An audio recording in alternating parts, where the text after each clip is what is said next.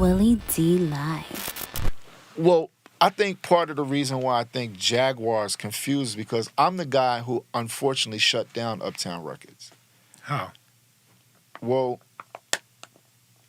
physically, I literally physically made them close the label. How? I mean, I need to know how an artist makes a label.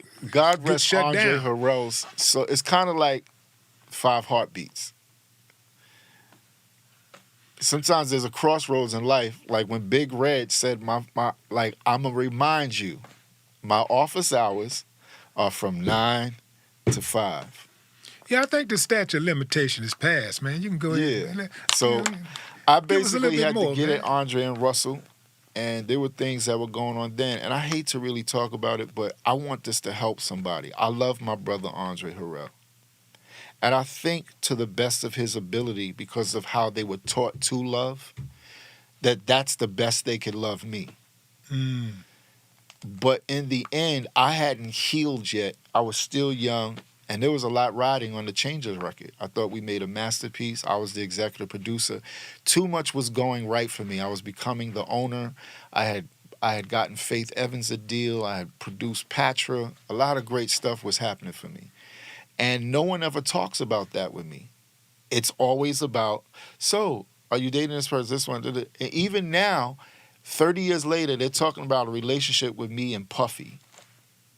And I'm like, again, this is, now, what my publicist... Now, you know when you say relationship with you and Puffy, you got to be clear on what Okay, kind of relationship. I'm going to get clear. I'm going to state everything exactly where it is.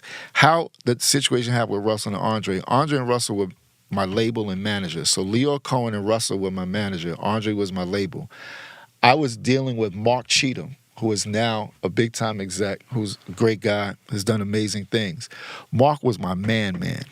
He was getting me shows. We were building something together. And we would sit and listen to each other's ideologies. You know, I knew his wife back then. He knew Natalie. They knew each other. We were building. One day they got me in the office with his boss, Mark Siegel. Now, we had all just signed a thing. They said, listen, Mark's leaving ICM. Now, I had just signed a contract to be represented by them. And they say, you can't hang out with the nigga no more. Yeah. Mark Cheatham is not good enough to be around. I'm like this is my, okay, forget that he's an agent and I'm an artist. This is my man, he's cool. But literally, I made the wrong choice, and I'll admit it. Russell, who's a powerful person, Andre was my label guy. That was Uptown Records. Like I left Geffen to go to Uptown. And people don't realize I didn't leave Geffen. See, I was signed to a rock and roll label first. When me and David Geffen had Discord, when he saw legally I had gotten out of my deal, he wasn't even mad at me. He was like, I think that's genius. When you have Discord with your people, they blackball you. And then they don't even want to admit they did it. So Andre never came forth and said his whole label was cross-collateralized. So Heavy's marketing, Mary's marketing, Jodeci's marketing, Father MC, Crit, we all out of one marketing fund.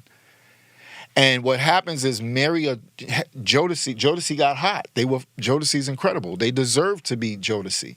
But Andre didn't have the business structure to function in that. And all of his minions and the people who worked there, it was to the point, I grew up with a dude named Jimmy Jenkins, and anybody who ever heard the business lingo, and yo, money, this is ridiculous.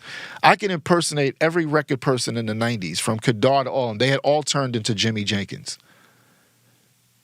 Because that's what this business is. They're like people line up like minions. And when you're hot, they'll do whatever.